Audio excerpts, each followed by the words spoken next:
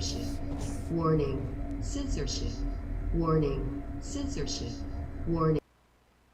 Good afternoon, ladies and gentlemen, and welcome to the Rebel News live stream on this, a Thursday, March the 25th, 2021. I'm David Menzies, broadcasting from Rebel World Command in Toronto, and my lovely co-host, as always on Tuesday and Thursday, from the hinterland of northern Alberta, the Khaleesi of the Wild Rose Province herself, Sheila, the she-devil Gunn Reid. How you doing, Sheila? I'm doing great. And the reason I'm doing great, first of all, is David, because I get to be with you on a Thursday morning. It's fun. I look forward to our Tuesdays and Thursdays together. I hope you got all of your off-color jokes out of your system before we came on air. And I think you did. And the reason for that is not only today are we broadcasting on YouTube, but we are also trying out some other platforms at the exact same time.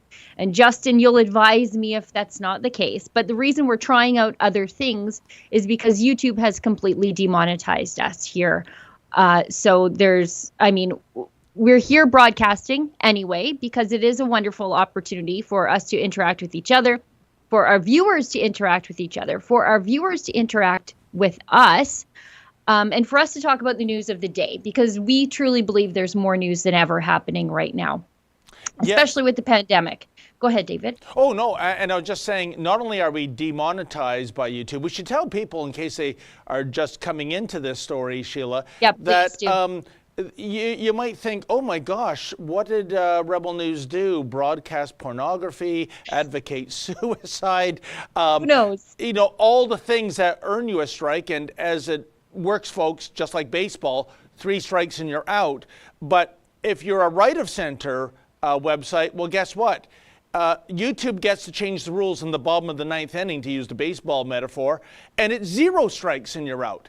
And on a whim, and I mean this, folks, because our boss, Ezra Levant, he went through chapter and verse all the dangerous. That's what they call it and now. Harmful. Dangerous and harmful. Yeah. Like we're toxic waste on a paint shaker or something. That should be our tag team wrestling name, David. You be dangerous and I'll be harmful. Oh, I like that. Let's work on a logo for that. But the fact of the matter is, it's 0 strikes and you're out. We've done nothing wrong, except for, in the eyes of Silicon Valley, having a contrarian opinion to the mainstream mindset, which is we do broadcast those who have differing opinions about the lockdowns. And so we could sell our soul, folks. We could say, you know, for the money we get, we'll change editorial lanes and go pro-lockdown, pro-big government. But would we do that? No. Just like we wouldn't go to the Justin Trudeau Liberals for some pork in the trough like the mainstream media in this country does. So for being principled, for telling the other side of the story, we are demonetized. And Sheila, let's make no mistake, when it comes to the left these days, gone are the days of classic liberalism. Gone are the days of freedom of thought, freedom of expression. In fact, you go to campus these days, free speech is considered a bad thing. That's a derogatory thing, because what if free speech offends somebody? And we can't have that. This is about intimidation. This is about submission. This is about surrendering impolite and politically incorrect thoughts in this day and age of cancel culture. And the cherry on this you-know-what Sunday is this. The sword of Damocles hangs over our heads via the Silicon Valley tech giants, because, Sheila, we've been completely demonetized 100%. Now the next step is to de-platform us. And you know what? I guess it's the Christmas miracle in March that we're still broadcasting on YouTube, isn't it? Because by a whim like that, we can be de-platformed. It is shameful. Well, yeah. We should really call our live stream like Dangerous and Harmful with Sheila and David. Because what does that even mean? Yeah. Dangerous to whom? Harmful how? Yeah. Did I harm your feelings? Did I harm your little bubble, your sense of reality, well, great. I don't care. But the idea that we have 17,000 videos published around there, I think Ezra estimates 16 to 17,000 videos. That's a lot of content.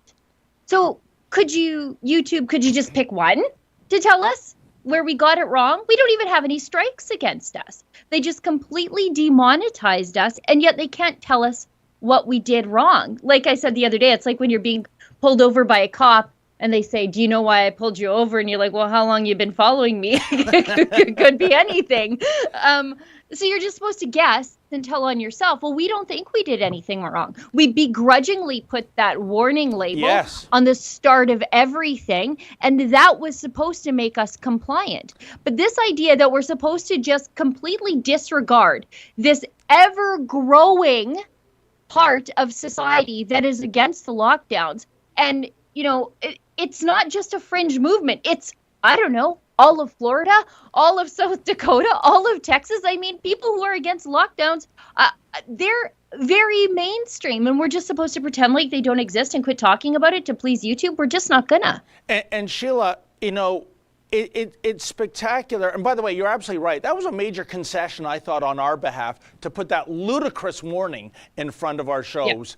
But we acquiesced. Okay, you want to have a warning, we'll have a warning. And we're not going to certainly censor our own content. But it's kind of funny how fast the world is changing in terms of the internet environment.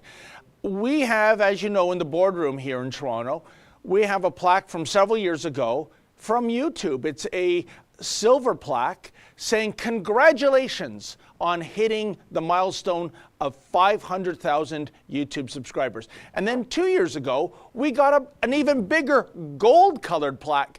Congratulations for hitting the milestone of 1 million YouTube subscribers. Now we're about 1.5 million. I don't know what the next plaque is. I guess it's platinum. I guess maybe it's 5 million, 10 million, whatever. It's coal. They demonetized us. It's a big lump of coal. Yeah. I mean, I think of that song, hey, bring back that love and feeling.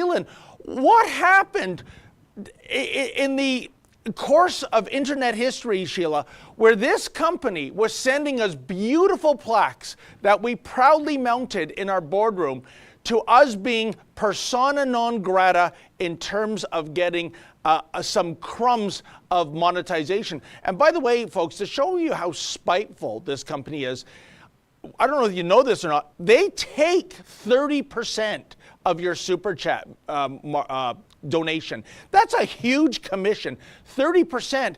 But so it's not really about the money, that means to me, no. Sheila. It's about the power. Again, the submission. Thou shalt listen to the great God of Silicon Valley, or thou shalt be banished.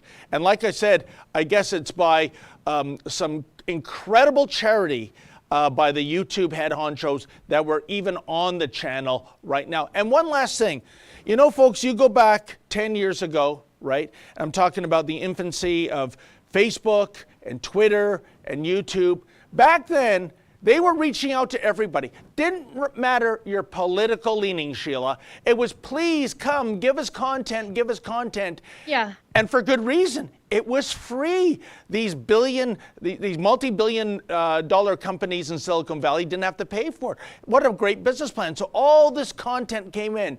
And then once they became household names, once they became valid business models, then what happened, Sheila? You, and you, be gone.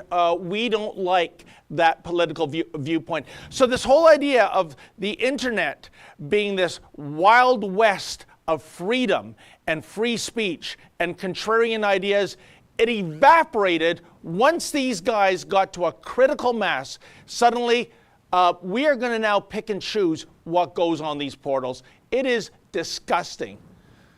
Now, you asked what happened. What happened? Why did things change at YouTube and in Silicon Valley? And I think Trump happened. Trump wanted to use the internet to do it. And so ever since then, they've been cracking down on conservatives. And I say it every time I talk about this. It is Trump's largest failing, is that he didn't do something about these Silicon Valley oligarchs Yep. when he had the chance, because now it makes it harder and harder for conservatives to just exist, let alone win. Now, you talked about bending the knee, and we're done bending the knee, completely done. Yep. They may have demonetized us, but we've got to work around here. And it takes a little bit of an extra step, but maybe Justin will help us walk the people here through it. If you want to spite YouTube, because I know I do, if you would like to donate to us, keep us going, replace some of that super chat money that YouTube has cut us off from, go to the top pin comment on the chat and see it says send us a comment there, and we'll read it on air. Just click on that and it'll take you to another page, which will take a second to load. Great. And you can put your name in there and you can donate some money, as Justin's demonstrating here. You can send us a message. Aw, thanks, Justin. He says, Sheila, you're the best, and I'm very sorry about that rude meme about Shawn Michaels I sent you last night. Then I take it all back. Why is David here? Oh, how dare you. No, we all wonder that. Anyway, Jeez. so that's how you can still donate to us on the stream today. And Justin, because he is also the best, he'll send them to me in a message app and we'll read them on air. So there's a way to get around this YouTube demonetization. So if you want to do something to spite YouTube and continue to support the work that we do, that's one way to do it. We're also, and how about this? Stick this in your ear, YouTube. We also get all of that money as opposed to just 70% of that, minus, of course, the credit card processing fees. So, I mean, that sometimes that, like we're taking lemons here and we're making it into lemonade. We're also currently streaming right now. So there are people watching us on Rumble. And Justin, did you get DLive sorted out or no? Okay, we're just currently on Rumble. So, okay, perfect. So there are ways to get around what YouTube is doing to us. And if you are completely dissatisfied with YouTube and you're boycotting them, great. Nice to see you on Rumble, friends. And I think that's it. Yeah, isn't that, and I hope this goes off without a hitch. We're kind of like in a couple of Apollo astronauts going into the wild blue yonder on a rocket ship. And hopefully it's more Apollo 11 and less Apollo 13. And, I'm excited. Sheila, we always have to look for the silver lining, don't we? We always have to look for the bright side, because hope abounds. Well, except if you're Justin. I mean, if I see a glass half full, he says it's half empty. If I see a sunny sky, he finds the cloud in the air. But you and I, we're optimists. And I think maybe, just maybe, YouTube did us a favor. We probably should have gotten off our keisters and got contingency plans going, maybe months, years ago, as a matter of fact, with the way things were happening. So, and the fact that you said we're not paying a commission, it might turn out that it's better for our bottom line than what we were doing. And it is funny. This is, I guess, the level of spite that we're seeing at Silicon Valley. You're right. Trump was the asteroid 120 million years ago that came down and wiped out the dinosaurs. The thing is, if we go back to 2016, the first shot across the bow, I think, Sheila, was Brexit. That was never supposed to happen, a yes vote. And it was, but for Silicon Valley, well, that's the UK, that's over there. Trump, they looked upon as a clown, no hoper. Mm-hmm. It was going to be President Hillary Clinton, 98.1% probability. And lo and behold, it didn't happen. And that was their, I guess, come to Satan moment, folks. They determined that, what are we doing? We've given too much of this free speech thingy out there to right of center people and groups. We have been the authors of our own misfortune. So they clamped down on the monetization. But the thing is, we fast forward now to 2021. They got their way. They got their man. They got President Biden, or is it Harris? I get confused sometimes when I listen to Lunch Pail Joe's speeches. So the thing is... So does he. Yeah. So does he, David. That's my point. Yeah, such a lunch bucket guy that the first day in office, he got rid of 15,000 lunch bucket jobs on Keystone XL. Yeah. Anyway, what I'm saying, Sheila, so you could say mission accomplished, all the demonetization, all the cancel culture, all the censorship. We got rid of mean orange man. We brought in our woke Democrat administration. So you'd think the fire's out. But look, we're 3 months into that administration, and they're still pushing the gas pedal down on cancel culture. It is baffling, Sheila. You'd think they would be happy and rejoicing, you know, and I won't even go into what happened in the election because that will probably be a strike against us. But do you see what I'm saying, though, Sheila? What would be the unspoken motivation for them to go down this route in the first place? Can we just stop, though, and appreciate the fact that as soon as something happened to us that hurt our bottom line, that, you know, could potentially yank $500,000 out of the company every single year, we solved the problem. We found a workaround that might even be better for us in the long run. And it's interesting to watch mainstream media companies just lay off people, fold up shop, jangle their little hats to Justin Trudeau for money, because that's easier for them than fixing whatever problem they're facing, because they produce content that nobody wants to watch or that nobody wants to pay for. They never have to be resilient, adaptable thinking. The idea of Rebel News was an adaptation. You know, it grew out of whatever the problem was with Sun News Network, and that was that it was on conventional TV, and Sun News Network couldn't get, you know, mandatory carriage in homes. So what do? We go to the internet where there's no such bureaucracy governing who gets to see what. Now we've got a problem where the internet is standing to demonetize certain networks and platforms because, again, just like Sun News Network, they aren't saying the things that the people in charge want them to say. Well, we'll just figure out a workaround. We are resilient, and that's why we will always survive. But forgive me if my eyes are as dry as a Saudi Arabian Saturday afternoon for the people at Huffington Post when they got laid off, because those are the same people, the mainstream media, journalists and activists, they're all cheering because we've been demonetized. While, you know, there's just a layoff after layoff after layoff in their industry because they can't think on their feet. And you know, Sheila, let me give you a little anecdote of how far the mainstream media has fallen. I'm going back to, I'm pretty good with dates, so I hope I got this right. I think it was around 1989 we had the Exxon Valdez disaster in Alaska, the oil spill. And I remember the Toronto Star dispatched a reporter to go out there and cover it. And there was no getting around the fact that to get to the area, the reporter had to go into an Exxon helicopter. There was no other private service that the Toronto Star could hire.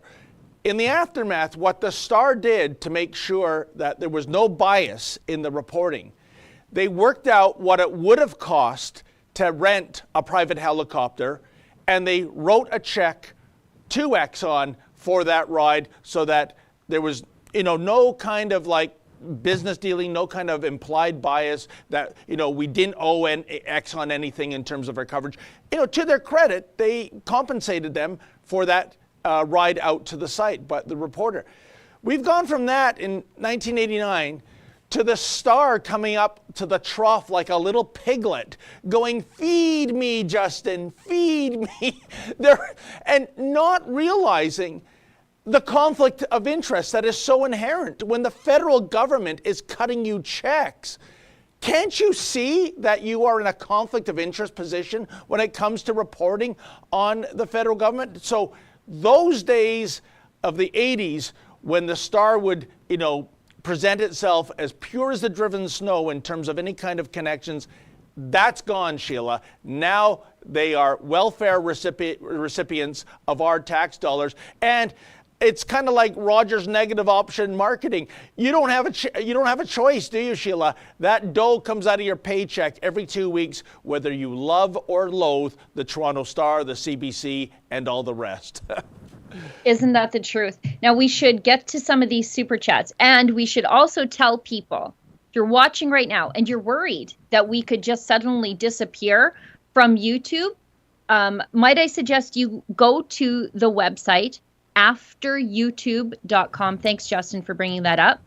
So every day I think that we are still on YouTube is a day that's borrowed time. Yeah. Every morning I wake up and think, okay, well, today's the day, and it isn't, thankfully, but it could be very soon. So if you would like to be able to find us, because we would love that, and we want to be able to find you too, you can sign up at afteryoutube.com. Let us know your name and email address so that we can send you an email and tell you where, if something happens to us, where we've gone. And then you can follow us on the other platforms where we are already, like Rumble, Odyssey, Minds, and BitChute. And so I think we're broadcasting on Rumble right now. Hello, Rumble people. And do sign up to follow us there, because if something happens to us on YouTube, we will be there. And thirdly, I think this is the most important, you can help us make up that $400,000 shortfall that YouTube just took right out of the company. And we don't want to lay off our staff. Actually, we're growing. Yep. We grew this year. We're going everywhere in Canada and covering cases that we think are really important to Canadians, like the fight for religious freedom, the fight for our civil liberties, the fight for small businesses. We're doing all that right now. And I don't think it's been more needed in recent times than it is right now. And I think that's one of the reasons YouTube is cracking down on us. And it's definitely one of the reasons our enemies are cheering for us to fail, is because they don't want to help you. They don't want to see the little guy succeed. They just want, their opinions to be the only opinions in the public square. So that's at afteryoutube.com. And I'm so happy that we are at Rumble. Sheila, there used to be a Pontiac Buick dealership in Toronto called Rumble, and they had a jingle that was ingrained into the minds of every Torontonians while it was in business, and it was, "Ramble into Rumble, you'll see." Yeah, you'll see. You'll see. Freedom in Rumble. Okay, so I think we have super chats. Justin's giving me that look in his eye again. We need to call it something other than super chats, because that's using the language of YouTube, and I don't think we should do that anymore. And again, if someone would like to leave us whatever we're calling super chats now, you cannot do it on this page. You've got to click the pinned comment in the live chat, and it'll take you to another page, and you can leave us a super chat there. And again, suck at YouTube. We get all that money. You don't get your 30% cut. So let's get through some of these super chats, or whatever they are now. Justin, let's workshop an idea for whatever we're calling those after we're done. Amazing chat, says the chats. producer. Yes. Justin donated $15, says watching from, I don't know. You missed a word there. Keep up the good work. We definitely will. Phrase Bow donated $10. Oh, it's Fraser McBurney. Fight the fines, Fraser. It is as plain as the nose on your face. The big tech companies are being encouraged by the Trudeau government. Yes, that's true. They are. They know an election is coming, and they know they have to silence the rebel. We'll raise the $400K $10 at a time. You know what? That's the best, most honest way to do it, isn't it? That way you're not beholden to some donor. That way I think it's democratic, because we know that the things that we're talking about, a lot of people care about. A lot of people care enough to chip in a little bit at a time. And I think that's the best way. That way we remain truly in touch with the grassroots. Sheila, you nailed it. Our haters in the mainstream media, I know what they're saying. Oh, there they go again. Rebel News begging for money. Beg, excuse me? Like you said, Sheila, this is the most honest way of fundraising, right? We are asking you on a voluntary basis to contribute if you like what we're doing here. We're not, like the mainstream media, taking a direct deduction out of your paycheck. These people are shameless. Yep. And Justin suggests that we call them rebel chats. Oh, So excellent. look at that. YouTube demonetizes us. We figure it out on the fly. We decide we're not going to call them super chats. Well, I decided 90 seconds ago, and we have a new name for them. They're rebel chats. Hey, So- how about rebel rants? There's a little more alliteration there. David, always with your alliteration. Kim donated $6. She says, "You guys rock." Thank you very much. Viking Insane donated $2. Sheila, I understand your frustration, but Trump was not a god king who could break up big tech with an executive order. Even if he had, the Democrats would just reverse it. The big tech behemoth is out of control, and an authoritarian technocracy is here. Yes, I believe you're right. Rebel Fan donated $2. Brian donated $50. That's amazing. And I don't even see a Rebel chat. That's very generous of you, Brian. Thank you so much.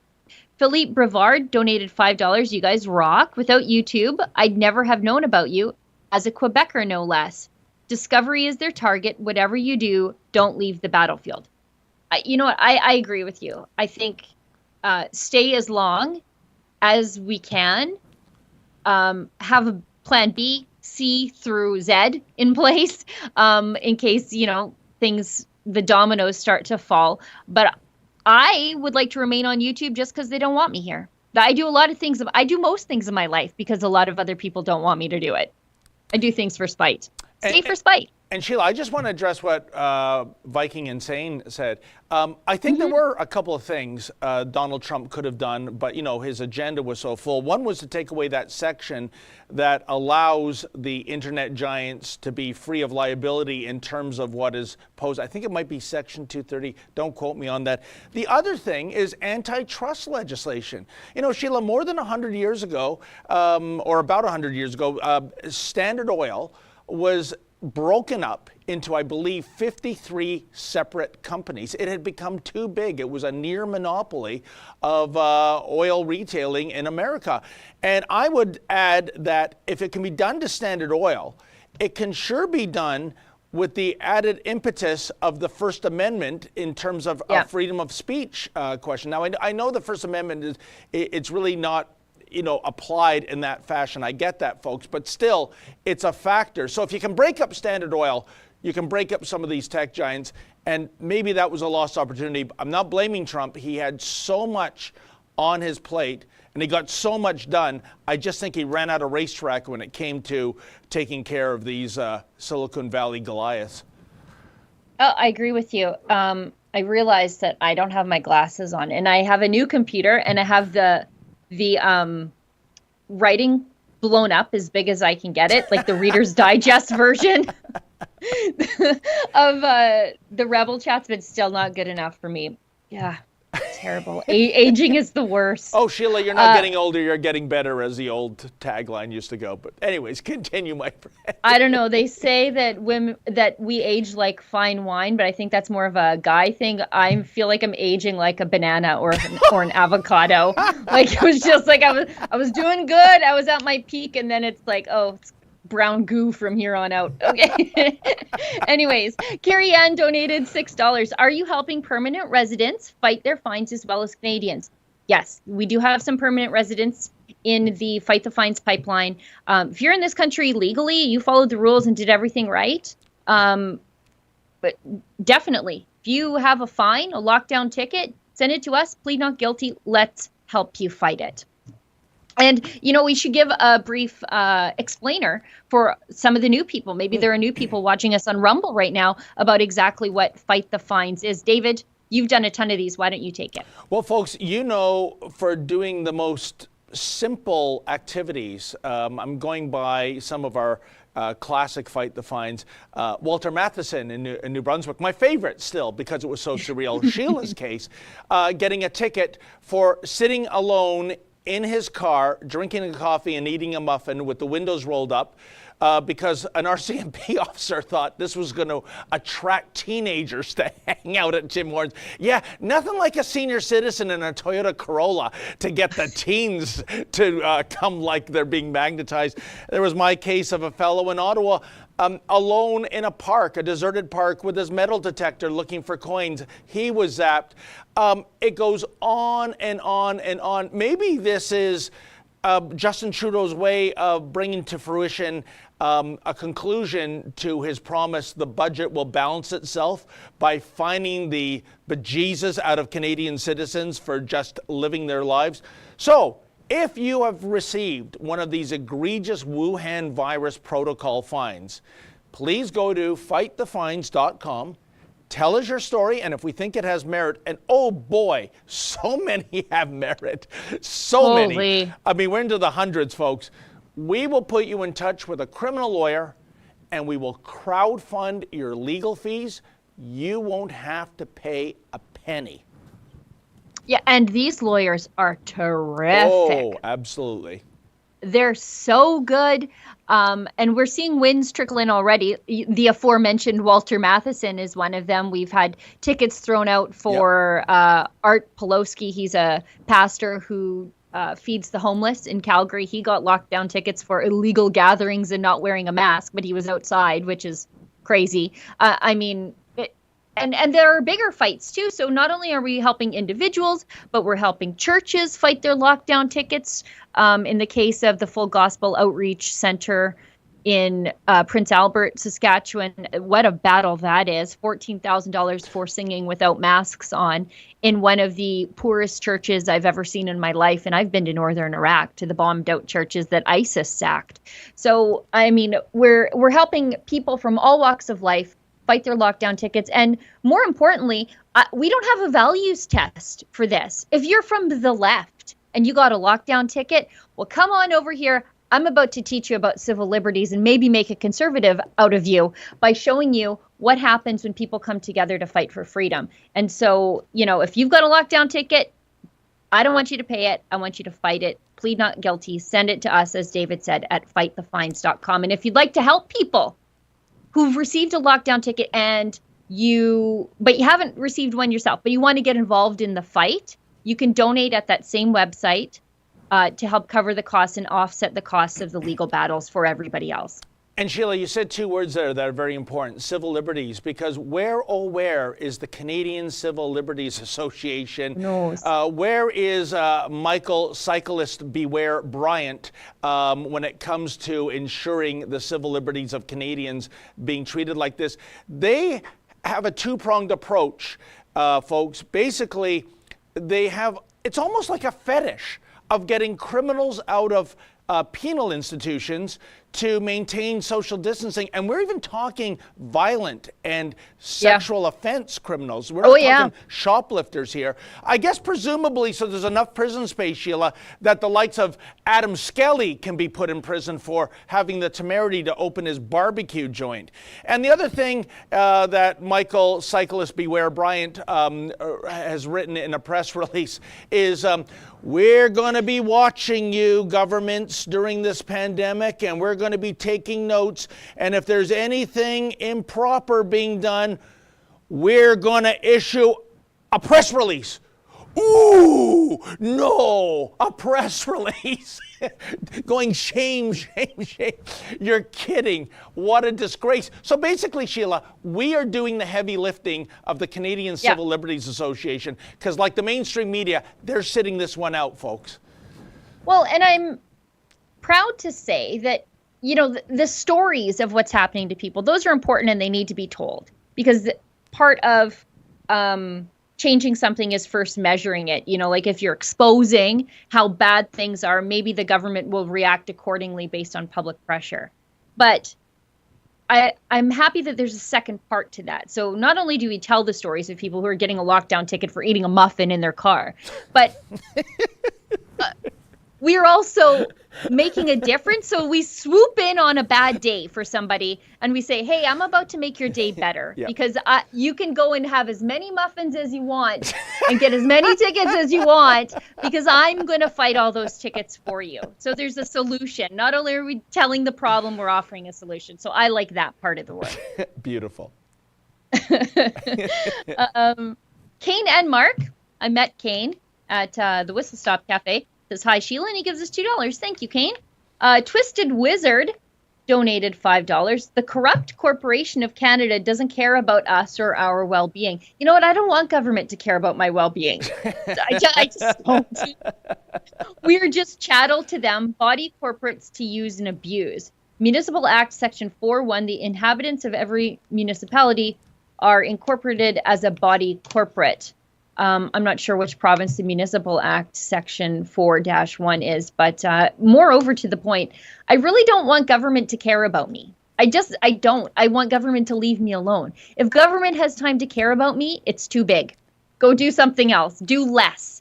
You've got too much of my money if you're caring about what I'm doing in a day. Just get out of my way so that I can care about myself and my community. But you know, Sheila, I'm concerned about our last rebel chatter not caring about me. Kane, he only said hi, Sheila. Like, what am I, Scotch Mist here or something? Just wait. Annalisa will get on the phone here and make you feel better about yourself. I need a little love here. Oh, gosh. Friends on Rumble, you're about to learn a lot about David. Nathan Pino donated $25. That's very generous. I look forward each week to the Freedom Rally and March that starts at the Alberta Legislature at 1 p.m. on Saturdays. If you are in Edmonton, join us. I do know that there is a Freedom March there on Saturdays. I can't always cover it because lately there have been protests at the Stony Plain Courthouse for Pastor Coates. And then last week it was calling on churches to reopen, which we'll get to because we have a clip about that.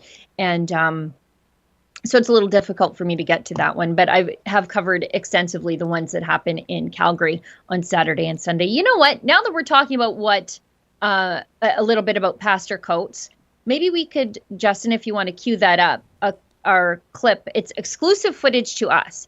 For those of you who are new to us right now, I'll give you a little background of who and what Pastor Coates is.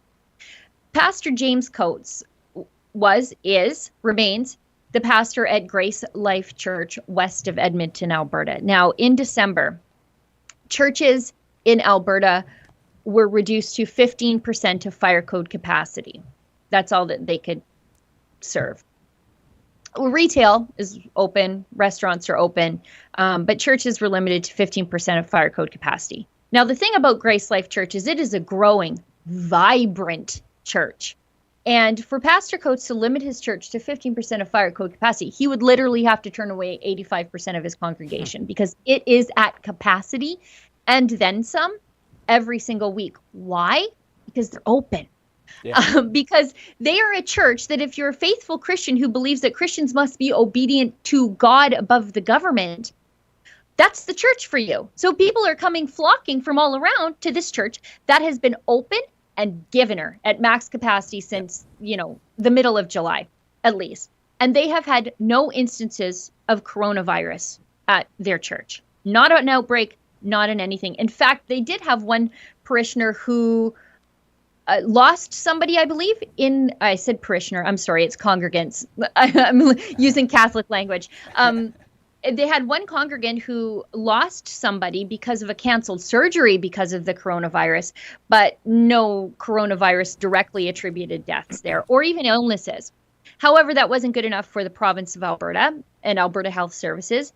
They first ticketed Pastor Coates for not requiring his congregants to social distance, wear masks, and limit his congregation.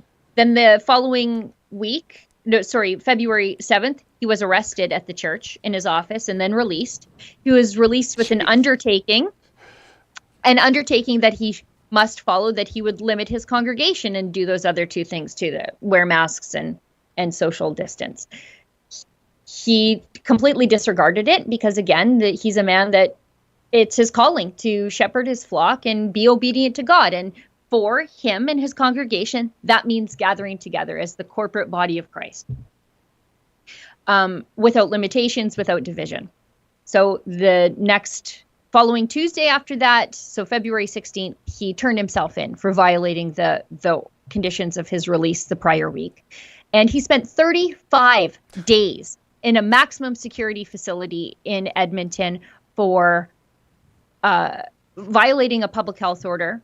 And he was in there with the worst of the worst because it's never been easier to get bail in Alberta, because we got to let them out. It's the coronavirus is dangerous. We have to let the criminals out, but we have to put everybody else on house arrest and close the churches. I mean, it's just ridiculous. By the way, that facility has had multiple coronavirus outbreaks, but Pastor Coates' church hasn't had any. And Pastor Coates' lawyers at the Justice Center for Constitutional Freedoms tried unsuccessfully to appeal the bail conditions because Pastor Coates did qualify for bail. The thing is, the bail conditions were, don't say service to a maximum capacity church, make your congregants wear masks, make them social distance, and you cannot even attend a church that is in violation of the public health order, which means that Pastor Coates couldn't even go to his own church with his wife and 2 boys. Wow, who wrote those bail conditions, Sheila? YouTube? Karen Thorsrud. Prosecutor Karen Thorsrud, who, as a side note, Karen Thorsrud, who, as a side note, wanted to remain anonymous. She didn't want the world to know about her involvement in all of this garbage, but it's a matter of public record. Hi, Karen. So, anyways, legal wranglings go on and on. Somehow another prosecutor gets involved, praise God, and Pastor Coates was able to be released from jail with, I believe the sentence was 1 day in jail. Well, he spent 35, so check that box, and a $100 fine. It just had to go before a judge. The judge didn't like that and said that there should be maximum deterrent, as though the 35 days in jail wasn't. And he had Pastor Coates, before he could be released from jail after 35 days, had to pay a $1,500 fine. I mean, it's outrageous. It's an embarrassment on this province. It's an embarrassment on the Western world that a pastor was in jail for this long. But I've made some friends in that church because I've been there for 7 weeks, maybe 8 weeks now. And Jimmy, Karen, he's the videographer, AV guy at the church. And he was there the moment that Pastor Coates was reunited with his loving wife, Erin, after 35 days in jail. And so if you got some Kleenex, friends, grab it. You're going to need it. I needed it. You got it, David. I'm already tearing up. I watched it and I'm like, Sheila, stop, get it together. I'm going to be a wreck at church this weekend. Anyway, Justin, please roll this. Okay.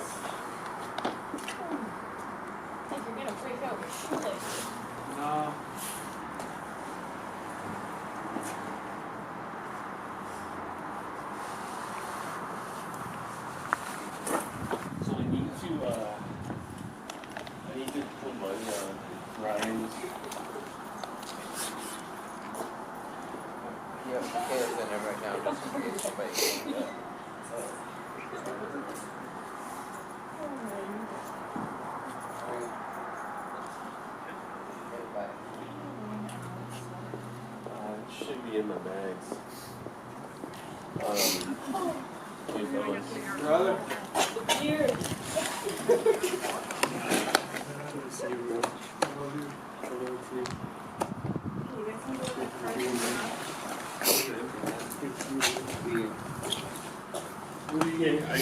transfer some money to a guy. Oh, I need it's in this one.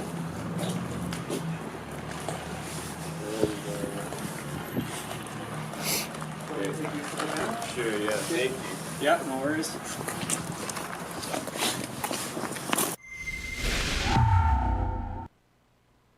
Glad Pastor Coates tore off that face diaper for a good part of that video, because that's what a man of conviction looks like. That's what a man of principle looks like.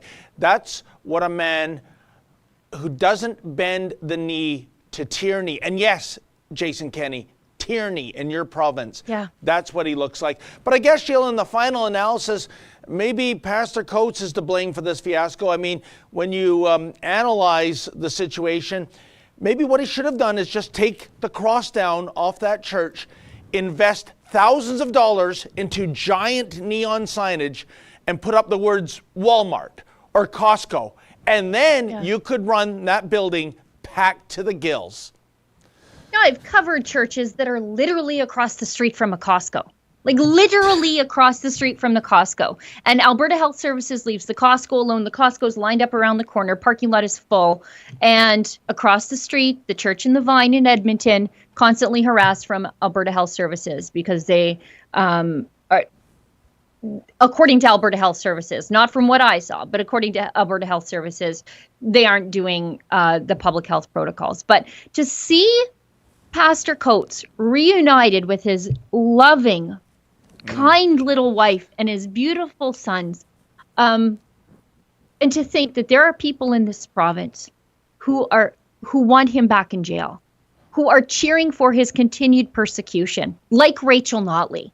You know, she wants him in jail, his church closed. My God, that's evil. That's evil. But I don't know Sheila, what else to call it. Sheila, forget about Rachel Notley. She's yesterday's woman.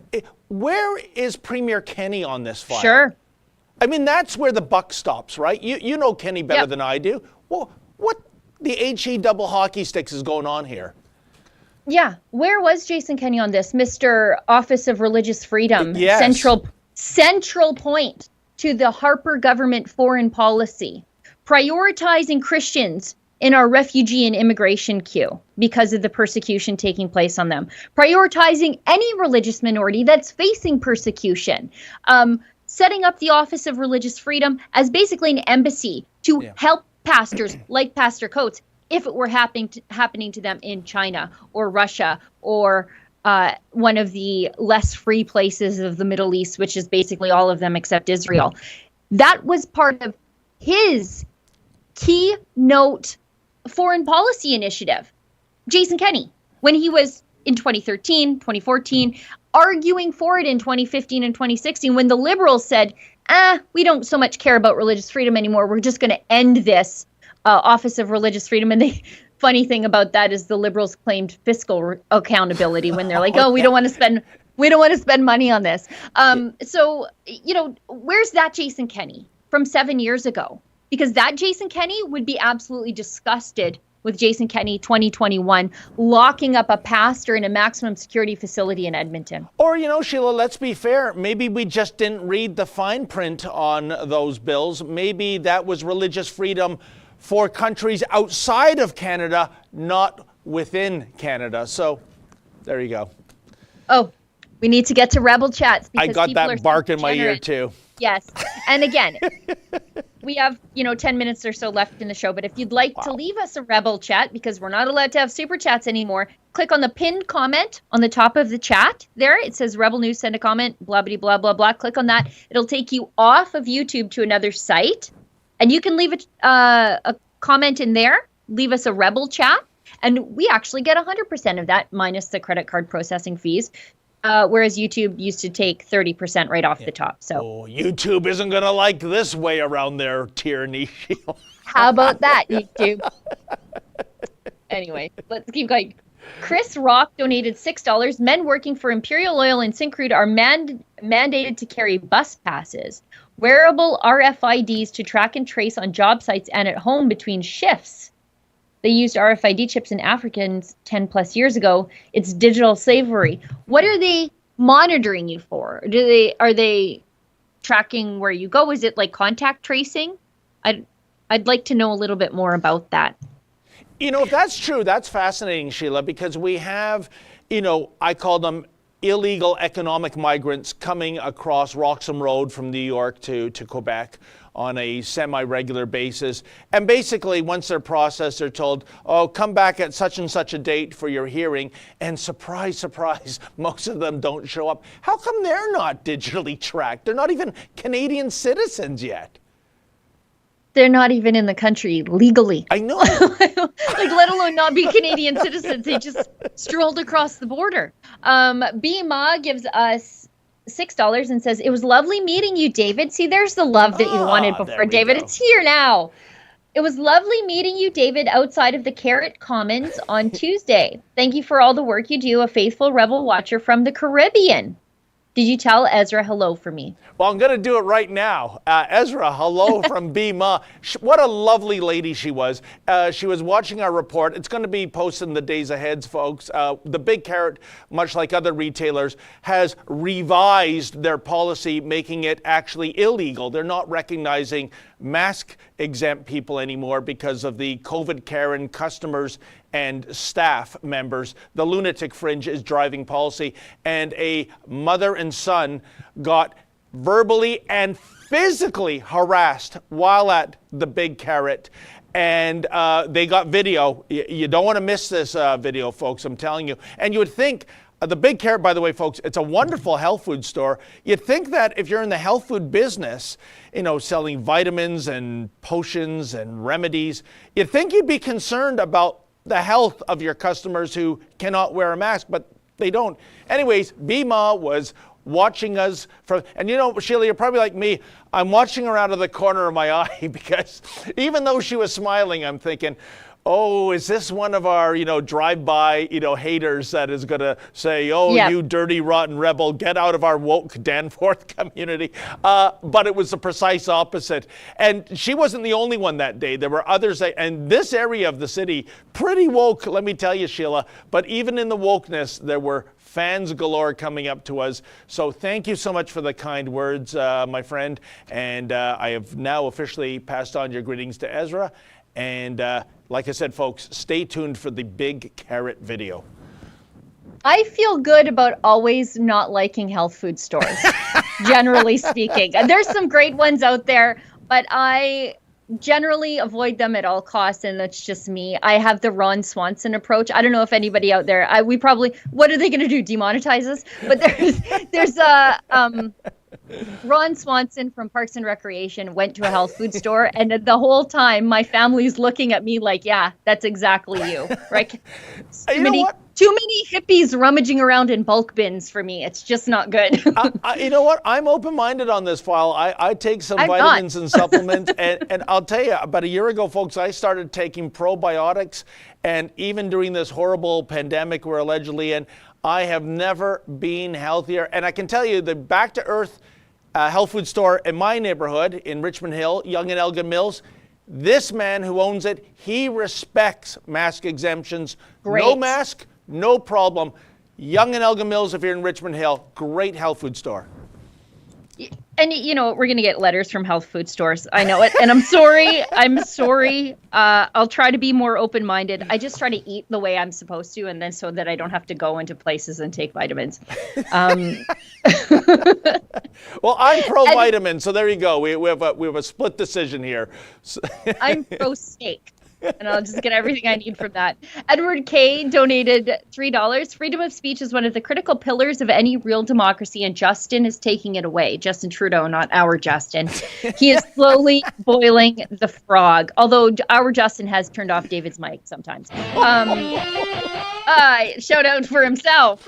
Wait a minute. He doesn't get a guitar for a reference to Justin Trudeau, not our just incredible producer. See what I did there, Justin? Wendy 606. Victoria 2019 donated $15. Hi, Rebel News from Ayla from Victoria, BC. I just joined Rumble, so I won't miss the real news. That's great. Excellent. I'm happy. Yeah, I welcome all these new Rumble people. Panamax donated $15. Rebel rumbles. You know, rumbling is always a sign of something about to happen. T Granny donated $5. Thank goodness for Rebel News. Thanks for all you do. Oh, you're very welcome. Thank you. Marsha Hines donated $5. Love you, Sheila and David. Keep fighting for freedom. Shout out to Justin. There you go. How come you get mentioned first alphabetically? It should be David and Sheila, right, Sheila? Or am I just splitting hairs? Yeah. Maybe they're going by age. Chris Dunn. Chris Dunn donated $19.84. Very clever, Chris. Shout out to Justin for Rebel Chat. 1984 is an appropriate number. It's too bad George Orwell was off by 37 years. He should have called the book 2021, eh, Sheila? Yeah. He was less optimistic, I guess. Viking Insane donated $2. How is it not conflict of interest to have our Deputy Prime Minister and Finance Minister on the Board of Trustees for the World Economic Forum? Well, I guess it's the same thing as Theresa Tam being on the World Health Organization board, right? She's on the oversight committee of the World Health Organization, which is, as we all know, beholden to China. So yeah, I mean, there's conflicts of interest all over the place and nobody seems to care. Well, you do and we do, but I mean, the powers that be, they don't seem to care. Not a chance. Yeah. Oh, there's a lot of vowels in there. Daraju 57 donated $5. I'm very sorry. I just mangled your name. Suggestion. Rebel News Radio on the internet 24/7, 365. It's going to be fantastic. Congrats and thanks for your service. Did you know that you can get all of our premium content as a podcast? So you can get my show, David's show, Andrew's show, Ezra's show.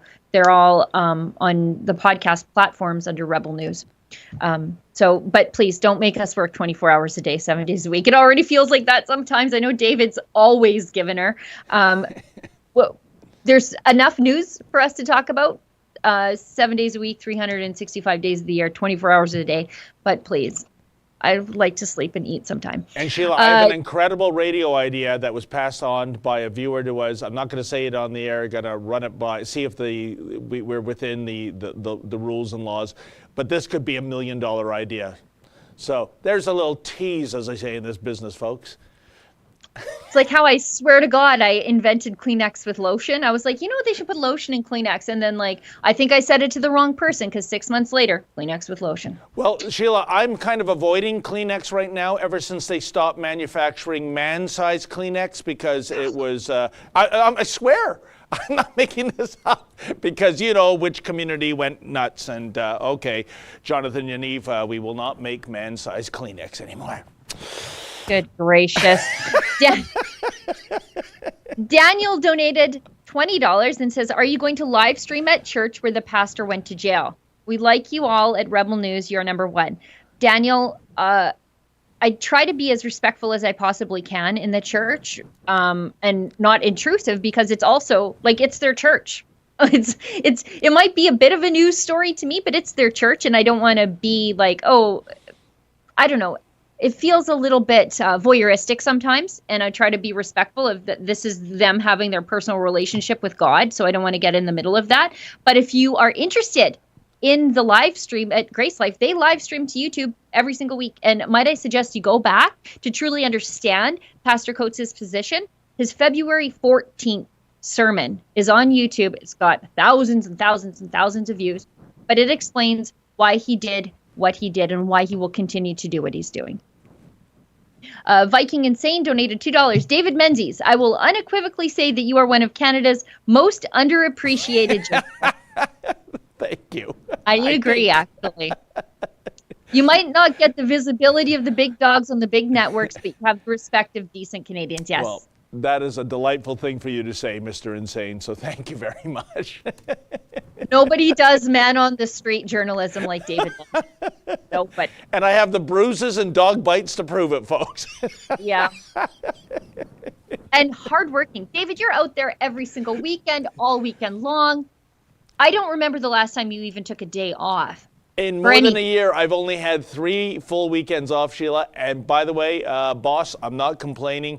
No, I don't love the work we do, as you do, as everybody here does. And besides Sheila, what are you going to do?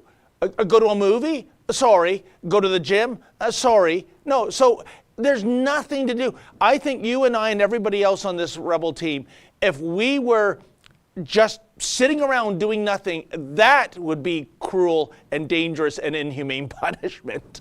I live on a farm. I've got lots of stuff that I could be doing, but it does keep me up at night that there are people out there to help, and I just don't have enough hours in the day to get to all the stories that I want to cover. That keeps me up at night. 100%. Pammy donated $6. Ronald Reagan, he said something like this: the words you don't want to hear. Hi, I'm from the government and I'm here to help. Yeah, no kidding. One of the most brilliant lines, and that actually supersedes, in my book, the check is in the mail. But the one that supersedes both of them today, Sheila, is we're all in this together. Yeah, we're all in this together. 2 weeks to flatten the curve. That's another 2 weeks. beauty from the government. Week 55. Week 55 of 2 weeks to flatten the curve. 400 days into 2 weeks to flatten the curve. Jay Voth donated $25 before Coven 19. Is that that's beautiful. Is that a typo? I hope not. I always used hand sanitizer because I'm on an immune depressive drug. But now I no longer have to use it because everybody else is already using it. That's interesting. Mika BC donated $20. Screw you, YouTube, and Scroogle commies. I tried to super chat this message yesterday and it wouldn't go through. Well, wow. I guess it went through today. Thank you. So now we've got a workaround figured out. Heidi donated $6. I'm so glad that you get 100% of this Rebel chat. Take that, YouTube, you scallywags. Oh, what a great word from the past, scallywag. My husband uses that word all the time. I've never heard another person say it, except I think I heard it on SpongeBob. There were some pirates on SpongeBob, but I've never heard another human being use it in real life. My husband uses it all the time. I'm going to start bringing that back into the vernacular as maybe, a word that might trigger those on the left. I know when I go to a feminist march or a pro-abortion march, when they start screaming profanity, the one word that always triggers them, Sheila, is I go, wow, that isn't very ladylike. Oh, holy moly. I know. It's true, though. That's the insane world we live in now. Yep. Kane Enmark donated $5. Shout out to Justin and David, the human rights guys, called me today. Wonderful. Fantastic. That's at unmask.ca. That's our DIY, do-it-yourself will walk you through the process of filing a human rights complaint if you've been forced to wear a mask or declined service because you're unable to wear a mask. And Sheila, don't tear up that he forgot to mention your name. He did already. That's Kane. I was his first thought. You're just the first runner-up, which is just the first loser.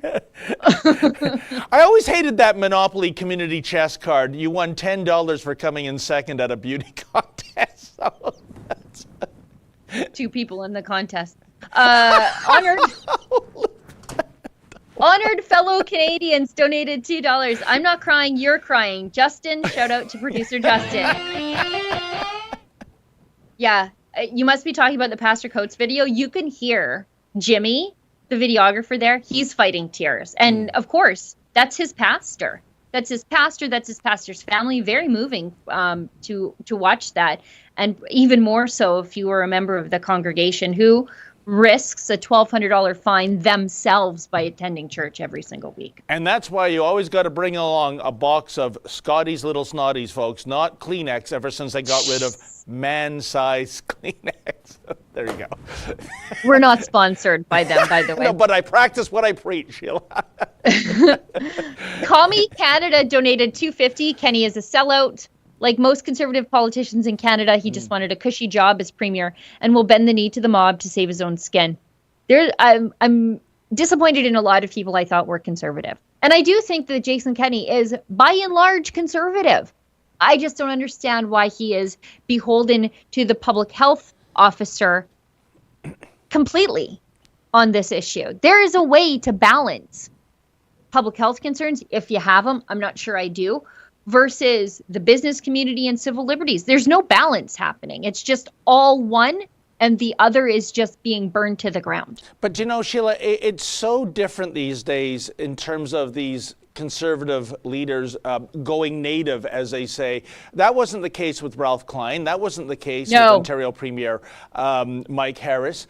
But Kenny, Pallister, Doug Ford, Mayor Tory of Toronto, it's grotesque to call them conservative right now with some of these decisions they're making.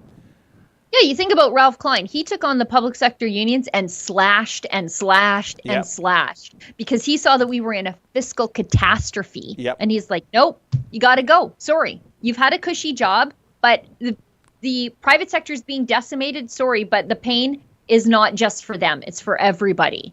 And I cannot imagine any politician anywhere, especially a conservative at this point, doing any of that, doing what needs to be done. I just don't have faith in any of them to do it. I know. We used to live in the land of the giants, and now it's just, wannabe mighty midgets, it seems. It's so terrible. Well, look at like when Drew Barnes, a UCP MLA from Southern Alberta, said, we need to take a pay cut in solidarity with the private sector. His own party put that out, and this is the Conservative Party. Of course, you want a politician who's like, yeah, they're feeling a lot of pain. Let's, we can't say we're all in this together and then we just keep collecting our paycheck for working less than ever.